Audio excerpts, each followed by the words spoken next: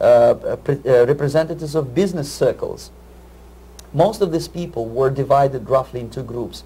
Those who would toe the Soviet foreign policy, they would be promoted to the positions of power through media and public opinion manipulation. Those who refused the Soviet influence in their own country would be character assassinated or executed physically come revolution. Same way as in the small town of Hue in South Vietnam, several thousands of Vietnamese were executed in one night when the city was captured by Viet Cong for only 2 days.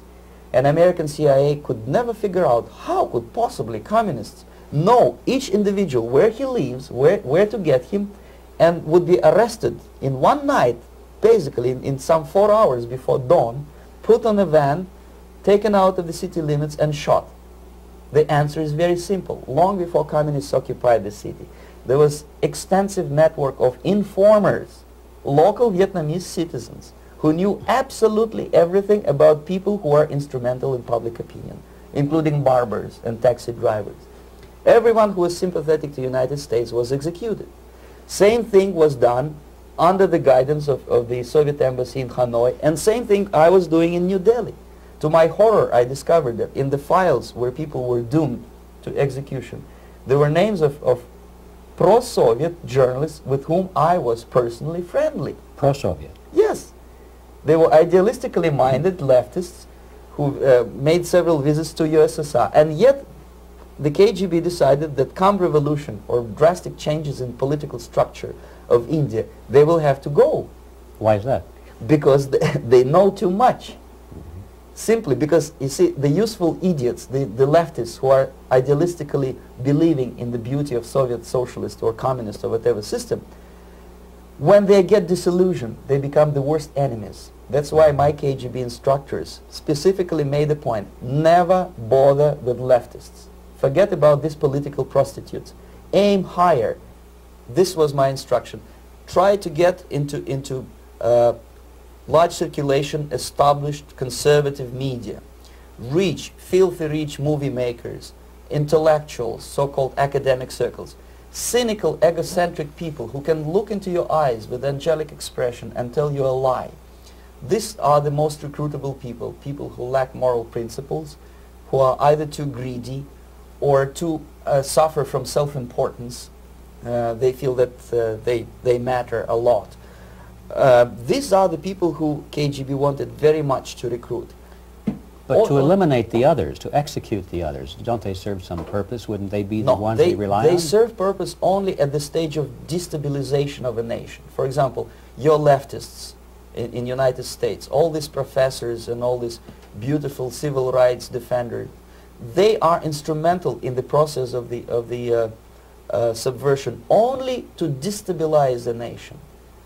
When their job is completed, they are not needed anymore. They know too much. Some of them, when they get disillusioned, when they see that Marxist-Leninists come to power, obviously they get offended.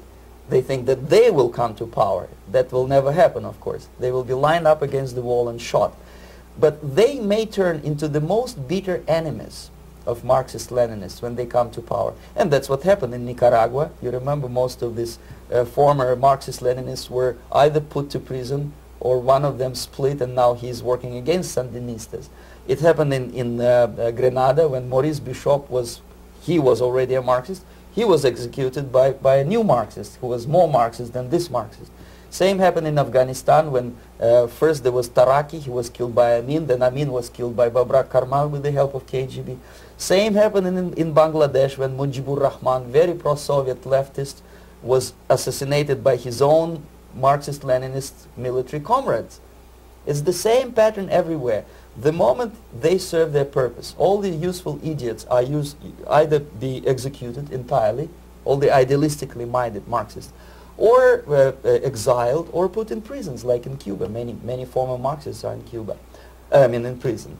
So most of the Indians who were cooperating with the Soviets, especially with our Department of Information of the USSR Embassy, were listed for execution. And when I discovered that fact, of course I was sick. I was mentally and physically sick. I thought that I'm going to explode one day during the briefing at the ambassador's office, I would stand up and say something that we are basically a bunch of murderers. That's what we are. It has nothing to do with friendship and understanding between the nation and blah, blah, blah. We are murderers. We behave as a bunch of thugs in a country which is hospitable to us, a country which with ancient traditions. But I did not defect. I tried to get the message across. To my horror, nobody wanted even to listen, least of all to believe what I had to say. And I tried all kinds of tricks. I would leak information through letters or lost documents or something like that. And still I got no message. The message was not published, even in the conservative mass media of India. The immediate impulse to defect was Bangladesh crisis, which was described by American correspondents as Islamic grassroots revolution, which is absolute baloney. There was nothing to do with Islam, and there was no grassroots revolution. Actually, there are no grassroots revolutions, period. Any revolution is a byproduct of a highly organized group of conscientious and professional organizers, but has nothing to do with grassroots. In Bangladesh, it was nothing with grassroots. Most of the Awami League party members, Awami League means People's Party, were trained in Moscow in the high party school. Most of the Mukti Fauj leaders, Mukti Fauj in Bengali means People's Army, same as SWAPO and all kind of liberation armies all over the world, the same bunch of useful idiots. They were trained at Lumumba University and various centers of the KGB in Simferopol, in Crimea, and in Tashkent. So when I saw that Indian territory is being used as a jumping board to destroy East Pakistan, I saw myself thousands of so-called students traveling through India to East Pakistan, through the territory of India, and Indian government pretended not to see what's going on. They knew perfectly well, the Indian police knew it, the intelligence department of the Indian government knew it, the KGB of course knew it, and the CIA knew it. That was most infuriating, because when I defected and I explained to the CIA debriefers they should watch out because East Pakistan is going to erupt any moment, they said I was reading too many James Bond novels. Anyway, so East Pakistan was doomed. One of my colleagues in the Soviet consulate in Calcutta, when he was dead drunk, he ventured into the basement to relieve himself, and he found big boxes which said printed matter to Dhaka University. Dhaka is the capital of East Pakistan. And since he was drunk and curious, he opened one of the boxes and he discovered not printed matter. He discovered Kalashnikov guns and ammunition in there. Anyway, it's a long story. When I saw the preparations for the invasion into East Pakistan, obviously I wanted to defect immediately. The only thing I couldn't at that time make up my mind when and where and how. One of the reasons, of course, you see, I was in love with India. I mentioned it before. I spoke the languages. I socialized with people. And I understood that I had to act fast unless I want this beautiful country to be permanently and irreparably damaged by our presence. One of the reasons not to defect was, as you can see, I was living in relative affluence. Who the hell in a normal mind would defect and do what? To be abused by your media, to be called McCarthyist and fascist and paranoid, or to drive a taxi in New York City? What for? What the hell for should I defect? To be abused by Americans, to be insulted in exchange for my effort to bring the truthful information about impending danger of subversion. As you can see, I was living in quite a comfortable conditions next to swimming pool, where Indians were not allowed, by the way. I was highly paid expert in propaganda. I had my family. I was respected by my nation. My career was cloudless. The third reason, how to defect with the family. To defect with a baby and a wife would be virtual suicide, because according to law, that hypocritical law which I quoted before, the Indian police will have to hand me over back to the KGB, and that will be the end of my defection and probably my life. Again, I cannot smuggle my wife because she was not quite sure what I was doing. She was not that idealistically involved, and she was definitely not in the total picture of what I was doing for the KGB. She would be shocked if I put her in my van and drive her to the American embassy or elsewhere. That would be a greatest danger.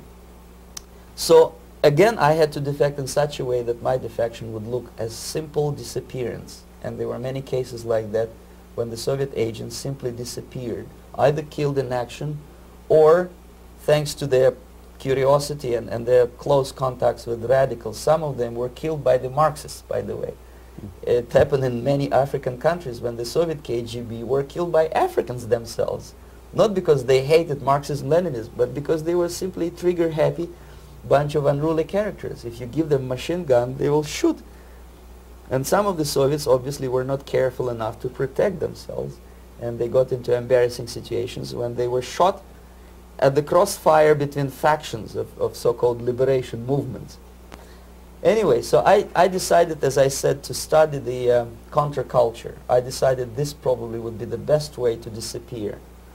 I socialized with characters like this. On the left, you see, he's a barefoot American hippie. It took me quite a long time to study exactly what they were doing and how to mix with them. But eventually I did it. Most of Indian newspapers carried my picture and promise of 2,000 rupees for information about my whereabouts. But they were looking for the wrong person, because they obviously tried to stop a young Soviet diplomat in white shirt and tie, and this is how I looked at the time of defection. Nobody could possibly think that a Soviet diplomat would be as crazy as to join a bunch of hippies. That's you. Yes, travel India and smoke hash. So I made it literally almost like a Hollywood-style detective story. From under the nose of the KGB in Bombay airport, I landed the plane and I flew to Greece, where I was debriefed by the CIA. That's basically that's all for my slides. We can turn off the projector, and that's very interesting. Well, you spoke several times before about ideological subversion. That is a phrase that I'm afraid some Americans don't fully understand. When the Soviets use the phrase ideological subversion, what do they mean by it? Ideological subversion is the process which is legitimate, overt, and open. You can see it with your own eyes. All you have to do, all American mass media has to do, is to unplug their bananas from their ears, open up their eyes, and they can see it. There is no mystery. There is nothing to do with espionage.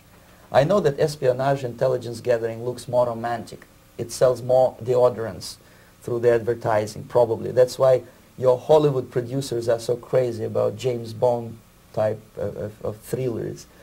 But in reality, the main emphasis of the KGB is not in the area of intelligence at all.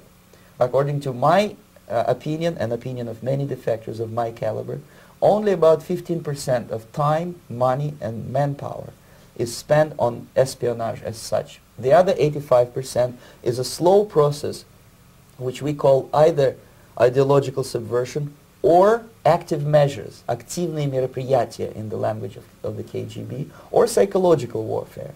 What it basically means is to change the perception of reality of every American to such an extent that despite of the abundance of information, no one is able to come to sensible conclusions in the interests of defending themselves, their families, their community, and their country. It's a great brainwashing process which goes very slow, and it's divided in 4 basic stages. The first one being demoralization. It takes from 15 to 20 years to demoralize a nation. Why that many years? Because this is the minimum number of years which requires to educate 1 generation of students in the country of your enemy, exposed to the ideology of the enemy. In other words, Marxism-Leninism ideology is being pumped into the soft heads of at least 3 generations of American students without being challenged or counterbalanced by the basic values of Americanism, American patriotism. The result you can see. Most of the people who graduated in the 60s, dropouts or half-baked intellectuals, are now occupying the positions of power in the government, civil service, business, mass media, educational system. You are stuck with them. You cannot get rid of them they are contaminated. They are programmed to think and react to certain stimuli in a certain pattern. You cannot change their mind, even if you expose them to authentic information, even if you prove that white is white and black is black, you still cannot change the basic perception and the logic of behavior. In other words, these people, the process of demoralization is complete and irreversible. To get rid society of these people, you need another 20 or 15 years to educate a new generation of patriotically minded and common sense people who would be acting in favor and in the interests of United States society. And yet these people who've been programmed and, as you say, in place and Yes. who are favorable to an opening with the Soviet concept, these are the very people who would be marked for extermination in this country? Most of them, yes. Simply because the psychological shock when they will see in future what the beautiful society of equality and social justice means in practice, obviously they will revolt. They will be very unhappy, frustrated people. And the Marxist-Leninist regime does not tolerate these people. Obviously they will join the links of dissenters, dissidents. Unlike in present United States, there will be no place for dissent in future Marxist-Leninist America. Here you can get popular like Daniel Ellsberg and filthy rich like Jane Fonda for being dissident, for criticizing your Pentagon. In future, these people will be simply squashed like cockroaches. Nobody is going to pay them nothing for their beautiful, noble ideas of equality. This they don't understand, and it will be greatest shock for them, of course. The demoralization process in the United States is basically completed already. For the last 25 years. Actually, it's overfulfilled because demoralization now reaches such areas where previously not even Comrade Andropov and all his experts would even dream of such a tremendous success. Most of it is done by Americans to Americans, thanks to lack of moral standards. As I mentioned before, exposure to true information does not matter anymore. A person who was demoralized is unable to assess true information. The facts tell nothing to him. Even if I shower him with information, with authentic proof, with documents, with pictures, even if I take him by force to the Soviet Union and show him concentration camp, he will refuse to believe it until he is going to receive a kick in his fat bottom. When a military boot crashes his, then he will understand, but not before that. That's the tragic of the situation of demoralization. So basically America is stuck with demoralization, and unless, even if you start right now, here, this minute, you start educating new generation of Americans, it will still take you 15 to 20 years to turn the tide of ideological perception of reality back to normalcy and patriotism. The next stage is destabilization. This time, subverter does not care about your ideas and the patterns of your consumption. Whether you eat junk food and get fat and flabby, it doesn't matter anymore. This time, and it takes only from 2 to 5 years to destabilize a nation, what matters is essentials: economy, foreign relations, defense systems.